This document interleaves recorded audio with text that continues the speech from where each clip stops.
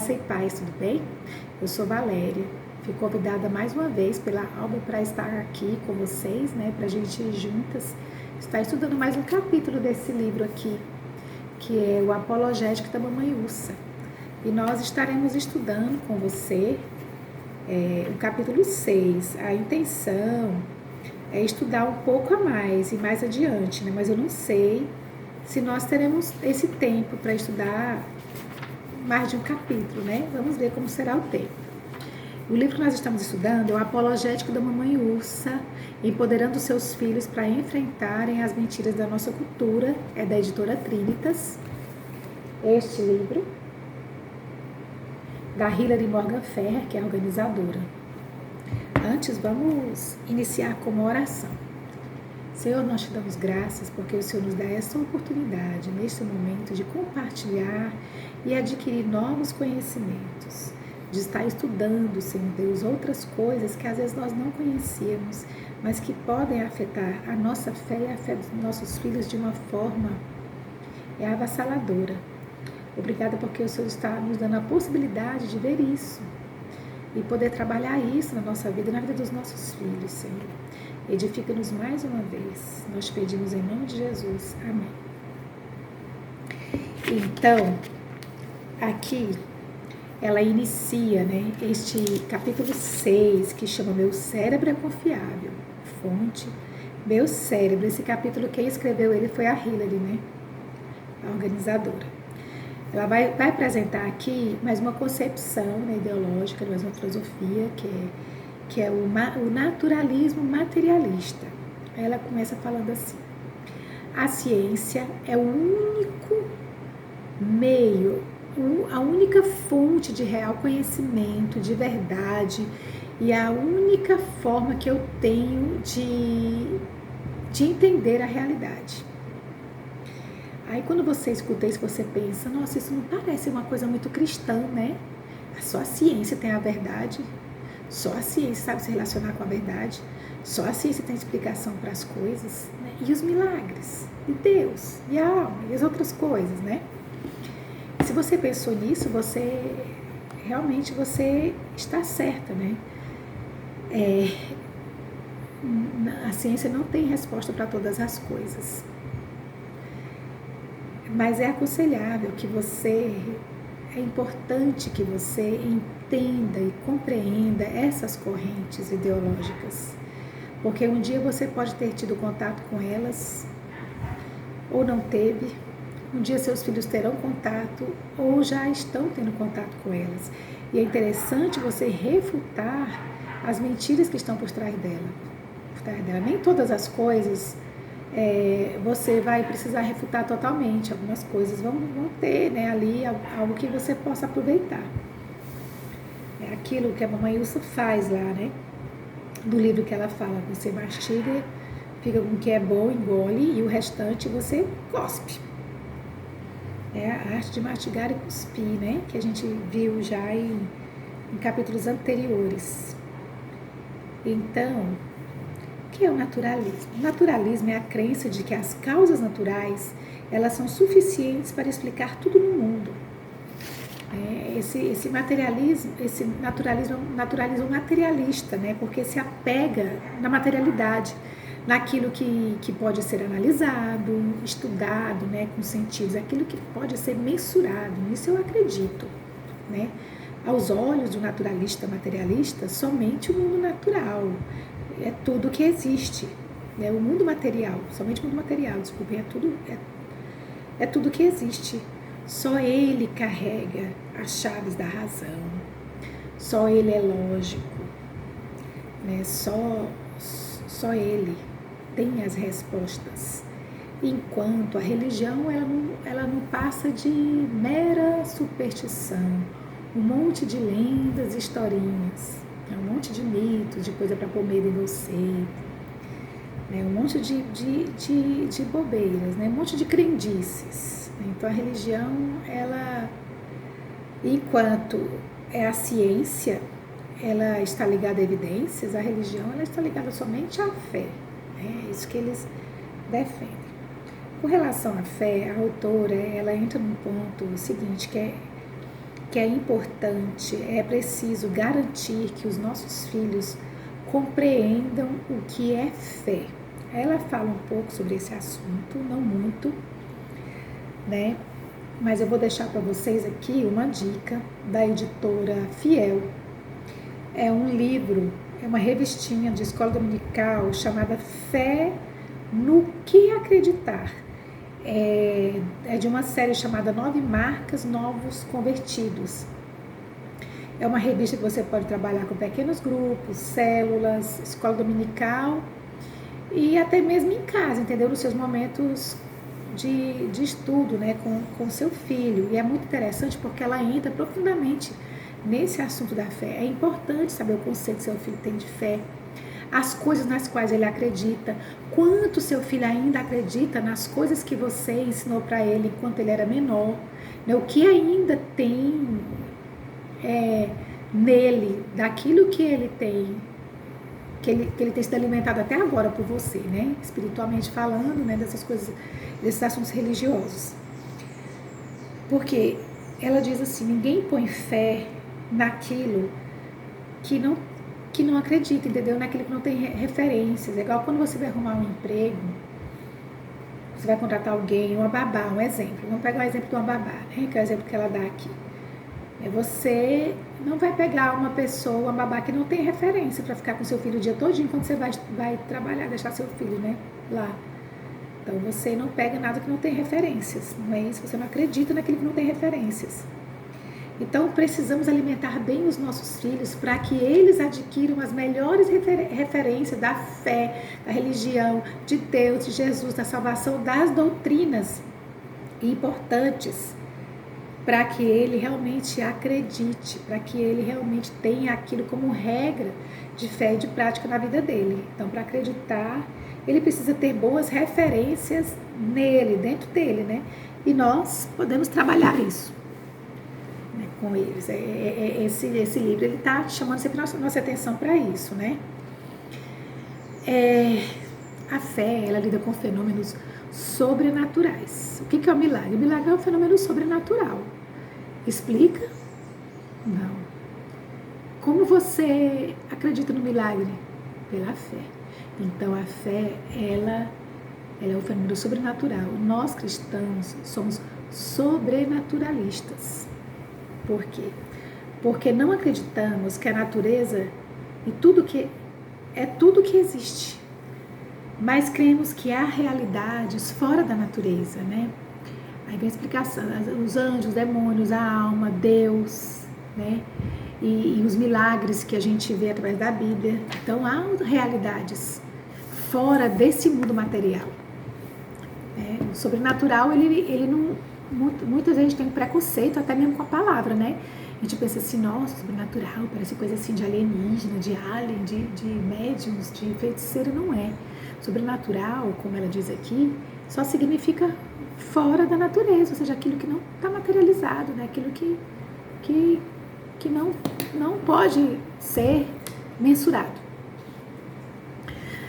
Aí nós vamos caminhando aqui, né, ao longo do livro dela, e ela fala assim como um livro não pode ser escrito sozinho, é necessário que tenha uma mente, alguém que pense nos personagens, que pense no enredo, que pense na história. Eu nunca vi um livro autoescrito.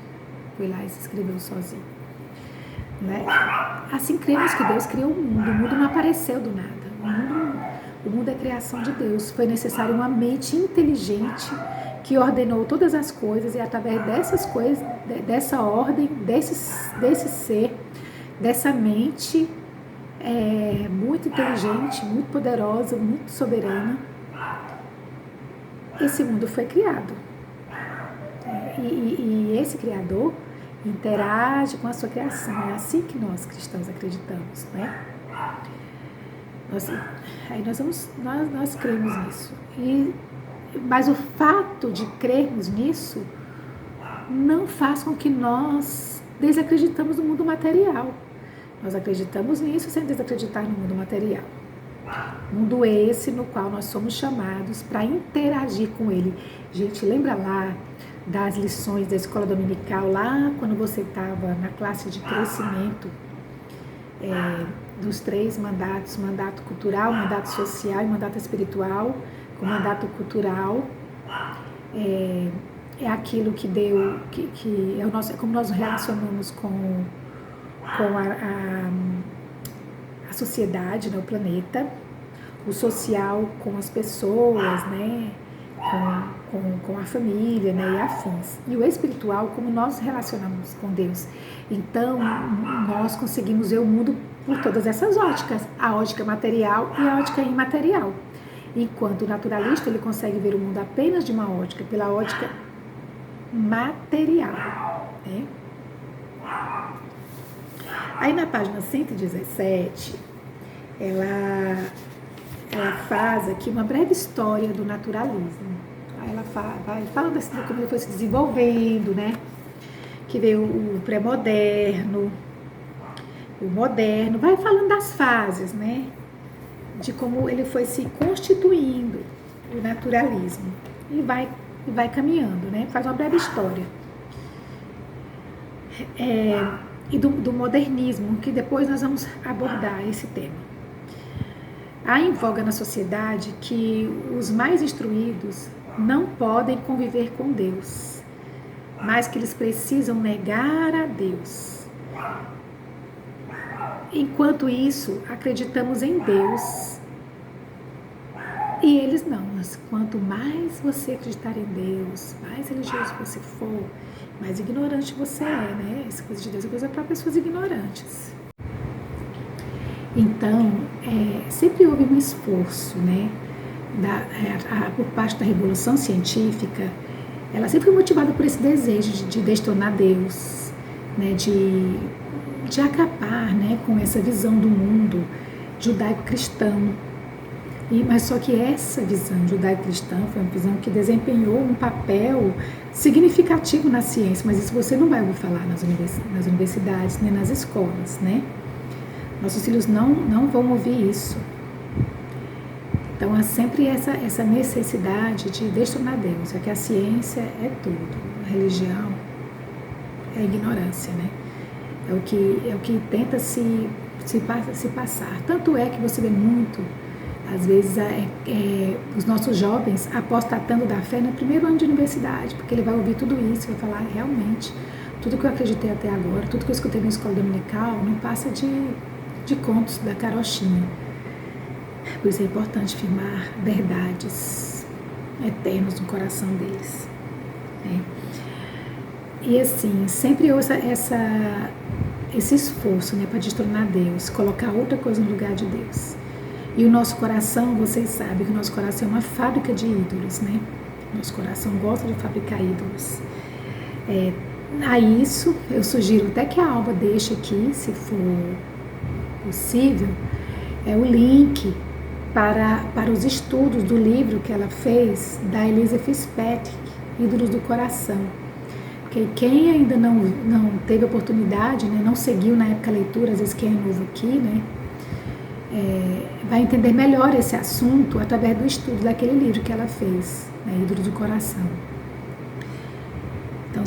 Então a ciência começou a ser usada para substituir Deus. Quando eu substituo Deus pela ciência, a autoridade divina por outra coisa autoritativa, eu vou transferir esses atributos para outra coisa, é natural. O homem sempre vai ter esse desejo de adorar algo no lugar de Deus, porque nós somos feitos para glorificar a Deus e gozá-lo para sempre. Então sempre nós temos essa necessidade. Tanto é que às vezes assim, tem as tribos lá que nunca tiveram contato com a religião judaico-cristã nem nada, elas vão ter lá a sua forma de culto, de cultuar alguma coisa, que é da nossa natureza isso. Nós temos essa sede por Deus, né? Olha, aí vieram várias correntes, né? Para explicar a criação do mundo, né? Para explicar o universo criado. E olha o que Darwin diz sobre Deus. O Darwin, que é o criador, né, da teoria da evolução, né? Lá do livro A Origem das Espécies. Página 119, aqui do livro que nós estamos estudando, tem essa referência aqui de Darwin. Ele fala o seguinte: Logo, imagina-se que as produções da natureza são muito mais verdadeiras em caráter do que as produções do homem, que elas hão de ser infinitamente melhor adaptadas e que deveriam claramente ter a marca de uma obra superior. Seleção natural é o escrutínio diário e de instante a instante em todo o mundo, rejeitando o que é ruim, preservando e somando tudo o que é bom. A seleção natural tão só que age pelo bem de cada ser. Ter a marca de uma obra muito superior. Quem é? Quem é que faz essa obra muito superior, se não é Deus? É Deus, né? Aí ela continua, que é interessante. Evidentemente que Darwin, capítulo 8, versículo 28, ela brinca, né? Assim, nos diz que Jesus, a seleção natural, opera todas as coisas para o bem de acordo com seus propósitos. A evolução tornou-se uma nova religião, cujo papa é Darwin e cujos sacerdotes são cientistas. A história da ciência é como a história de todos os relacionamentos fracassados, passando por 3 fases: paixão, frustração, rejeição. Em qualquer novo relacionamento impera o idealismo. O ser amado não erra. Durante o período moderno, o método científico, não Jesus, tornou-se o salvador da humanidade. Pronto, agora nós temos tudo o que precisávamos. Pensavam assim, né?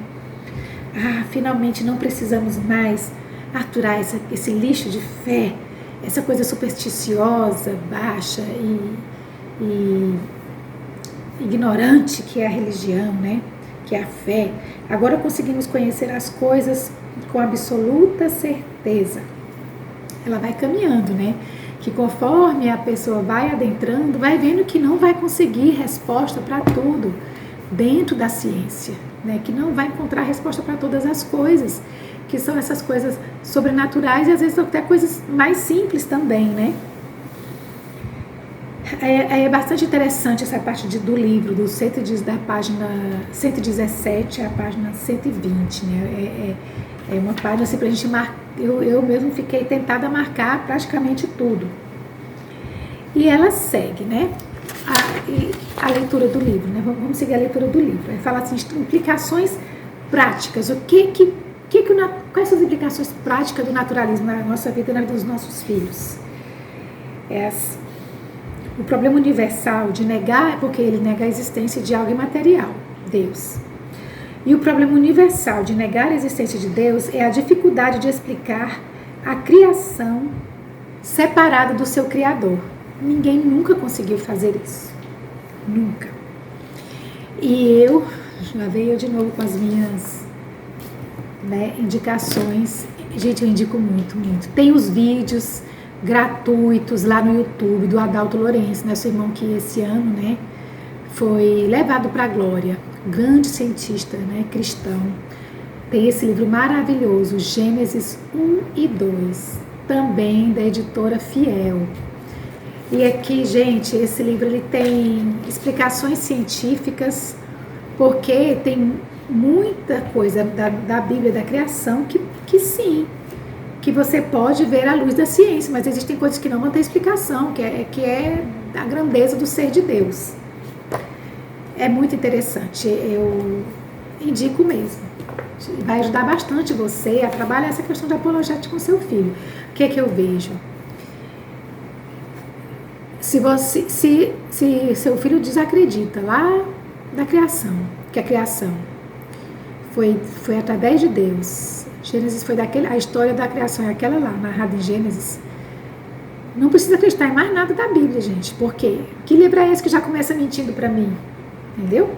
Por isso é importante manter, né, ter bem claro mesmo no coração dos nossos filhos Deus como Criador, a Gênese, tá aqui.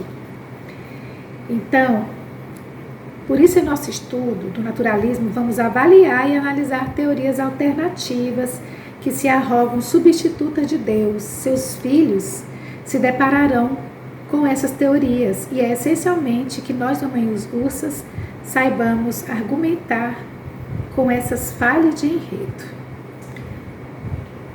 Aí ele fala de algumas, ela vem falando de algumas dessas ideias, né, que vão aparecer na vida do seu filho a qualquer momento. Se Deus não criou o universo, quem ou o que o criou? Aí ela faz, eu não vou entrar, gente, porque senão fica um vídeo muito longo. Aí vem, o mundo material sempre existiu. Ela vai trabalhando esses conceitos. De acordo com a teoria dos multiversos, há um número infinito de universos, que a teoria do multiverso tem muitos universos, né? Muitos. Mas nós fomos abençoados de habitar nesse meio de um monte de universo, caímos justamente no universo onde tem água, tem oxigênio, tem tudo. Vocês vão ler lá e vocês vão perceber essa ironia aqui, né? Outro ponto é, as leis naturais são capazes de criar. Aí ela vai trabalhando esses conceitos aqui. Um absurdo não deixa de ser absurdo, mesmo quando dito por cientistas mundialmente famosos. Quão instruído você precisa ser para acreditar, para identificar o absurdo? Você pensa, uma simples mãe, não, eu nem tenho faculdade, eu só tenho nível médio. Não, gente, hoje em dia não tem isso.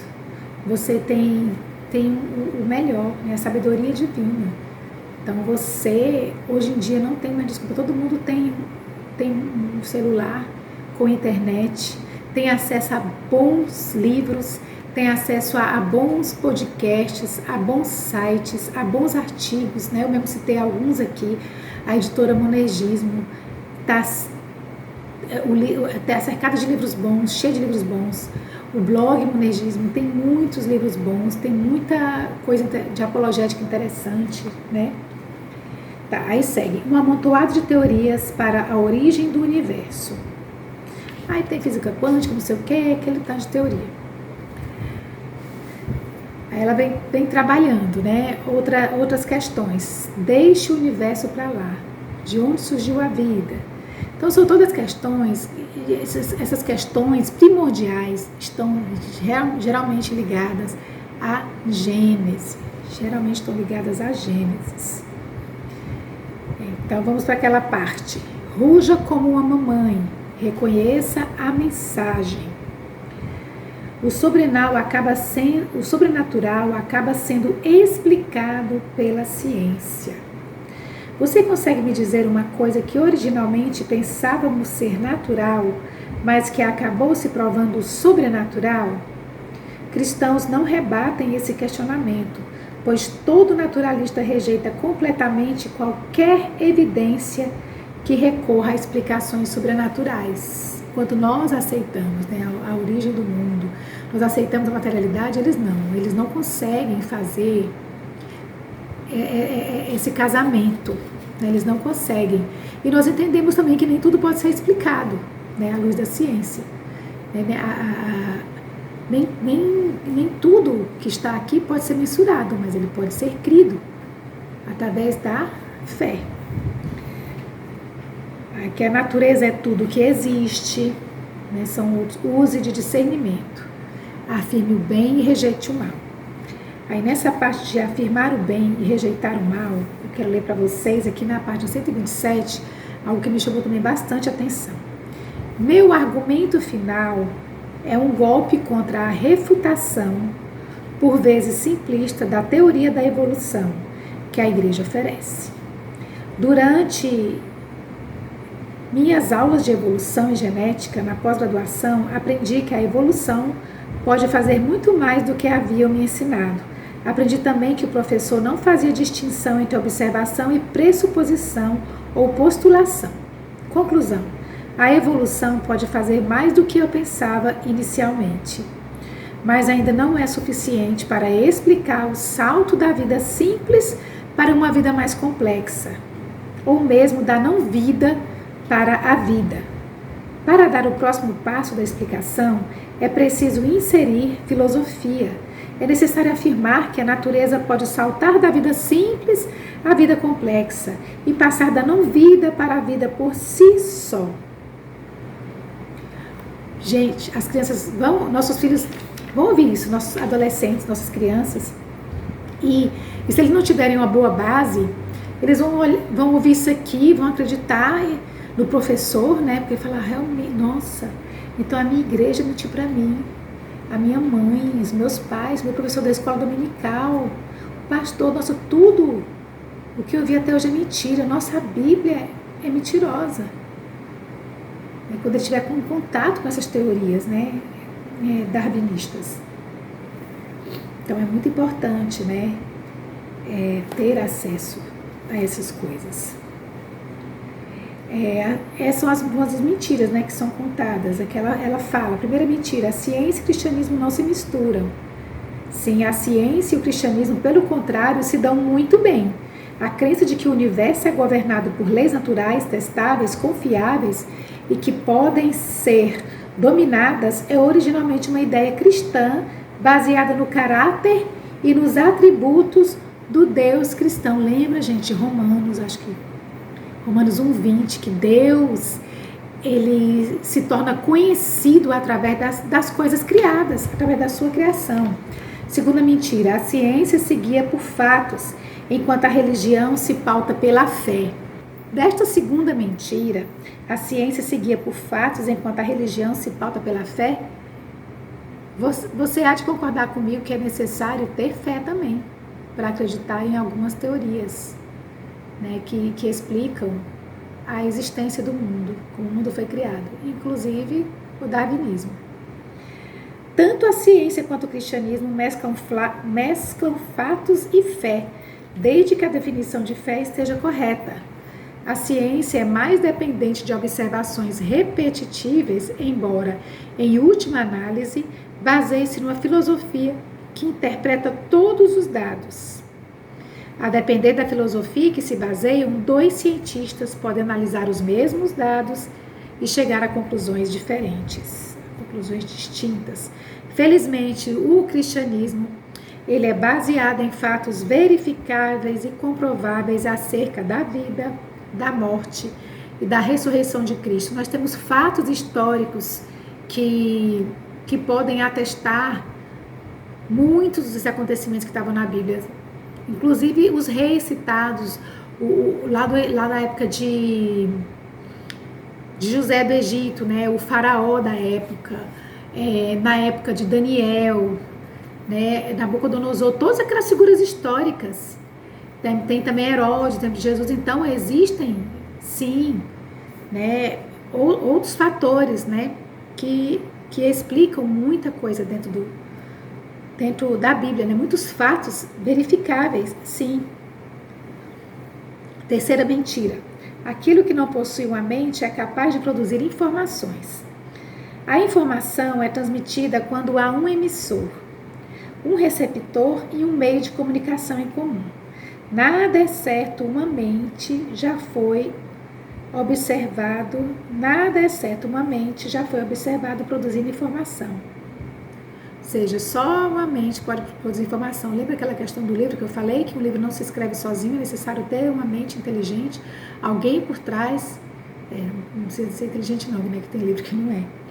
É necessário ter uma mente por trás ali para fazer o livro, criar o personagem, criar a história, criar o enredo, as paisagens, conseguir transportar o leitor quando ele está lendo para dentro daquele livro ali, né? Às vezes fazer até você cobiçar ter aquela vida, né? Participar de um momento como aquele. Tem uma live muito boa, assim, que eu gostei demais sobre leitura, né? De ficção, com o Emílio Garofalo, e ele fala assim: somente os livros conseguem fazer com que nós participemos de uma caçada, de às vezes um casamento imperial, de fazer você visitar um campo de concentração, fazer você estar na pele, né, de um judeu que foi levado para o campo de concentração, de um refugiado. Então somente os livros vão fazer com que você viva realidades que você jamais sonhou viver ou que você jamais viverá. Conhecer determinados países, né? Viajar para determinados lugares, somente os livros. Então, foi só um aspas aqui, né, que eu abri. Continuando aqui, fala assim, justifique e argumente em favor de abordagens mais saudáveis. O que eu mais quero que você, mamãe Ilsa, lembre-se é que a ciência e o cristianismo, eles são amigos, tá? Não é para ter raiva, não. Você não pode ficar só com um, igual no naturalismo só fica com um. Ateste mediante discussões e discipulado. Mas antes eu quero ler aqui na página 129 esse trechinho. Para o cientista que vive pela fé no poder da razão, a narrativa culmina em pesadelo. Ele escalou as montanhas da ignorância e está prestes a conquistar seu cume. Mas, enquanto escala a última rocha, para finalmente poder ficar em pé, na parte mais alta da montanha, ele é recebido por um grupo de teólogos que já estava sentado lá há séculos. Ou seja, para quem falou isso aqui, deixa eu ver quem foi, Robert Jastrow, na relação entre ciência e Deus. Então ele fala assim, às vezes o cara estudou, e quando ele chega lá no final do estudo dele, ele já vê que os teólogos já tinham resposta para aquilo que ele estudou há tanto tempo, né? Por isso que ele falou, ele vai ser recebido lá em cima por um grupo de teólogos que já estava sentado lá, que há séculos já sabia a resposta, né? E tem uma coisa muito interessante de uma história. Eu vou contar ele no próximo episódio. Ateste mediante discussões, discipulado e oração. Ela dá um modelo aqui. Ela vai pedir para os seus filhos, faz para os seus filhos fazer um desenho, dá um lápis e uma folha em branco. Depois que ele desenhar, você pergunta assim, como é que essa imagem foi feita? Foi o lápis que fez essa imagem sozinho? Não. Foi necessário, né? Alguém, né? Então a natureza é como lápis e Deus é como artista. Você foi o artista por trás dessa obra. O lápis não fez sozinho. O lápis é essa natureza e Deus é o Criador. E Deus é esse artista. Então é muito interessante essa forma aqui de abordar as coisas, né? Nenhuma explicação referente às propriedades do lápis explicará como a imagem acabou no papel. 2. Converse com seus filhos sobre a definição correta da fé. Reforce que fé consiste em depositar confiança em alguém ou algo que provou ser confiável. Confiabilidade. Esse trimestre eu comecei a dar aula para os adolescentes da igreja, da congregação que nós frequentamos aqui. E a primeira lição, assim, primeiro assim, livro que eu quis estudar com eles foi justamente esse aqui. Bíblia ainda é relevante? Ele é da série 9 Marcas, Novos Convertidos, da editora Fiel, aquele mesmo que eu falei para vocês da fé. Aqui ele vai falar da importância da Bíblia, vai falar sobre a Bíblia, vai dar todo o histórico, por que ela ainda é relevante, por que eu devo acreditar na Bíblia, quem escreveu, quando escreveu. Então isso é muito importante. Por que eu decidi isso? Porque as bases da fé é justamente acreditar na confiabilidade das Escrituras. Se eu não acreditar na confiabilidade das Escrituras, no que a Bíblia diz sobre Deus, sobre Jesus, sobre a minha pessoa, não vai adiantar se ela não for confiável para mim. Eu tenho que ter este livro como um livro confiável. Por isso que eu decidi, antes de qualquer outra revista, qualquer outro assunto, estudar com eles sobre isso, assim, e foi muito precioso esse tempo. E aí vem, gente, as orações, as patas em oração, né, com a oração, com a petição, com a adoração, como sempre, como ela sempre termina um capítulo, as questões para revisão e meditação. E assim, eu vou deixar uma outra sugestão para vocês também, né? Que é o filme Em Defesa da Fé, muito bom, né? Fala sobre a questão da ressurreição, um repórter cético que não acreditava, né, em Deus, queria provar que Jesus Cristo era uma farsa, que Jesus Cristo não ressuscitou. E não vou dar spoiler, e sim, vejam, né? Interessante é assistir em família, não assistir em família, muito bom. Vale a pena assistir com os seus filhos ou até marcar aí um programa com os jovens da sua igreja. Irmãs, obrigada por estar conosco mais uma vez. Eu agradeço a oportunidade. Vamos encerrar com uma oração. Agradecemos-te, Senhor, por este momento, por essa oportunidade e pelas oportunidades que ainda virão. Guarda-nos no decorrer desta noite, nos dê um bom descanso. Em nome de Jesus, amém.